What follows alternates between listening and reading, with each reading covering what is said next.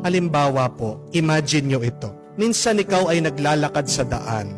Bigla-bigla may naramdaman ka sa iyong paa. Napakasakit. Pagtingin mo, dumudugo. Anong nangyari? May namaril. At may bala na tumama sa iyo. Kaya masakit ang paa mo. Lumalabas ang dugo. Ang tanong ko po sa inyo, ano ang gagawin mo pag binaril ka?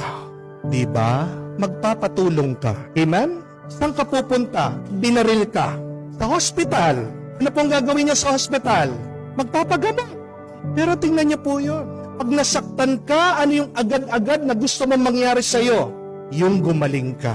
Yung mawala, yung masakit na nararamdaman mo. Amen? Meron kayang tao na pag binaril siya, o kaya na-aksidente siya, itatanong pa niya sa Diyos, Lord, bakit?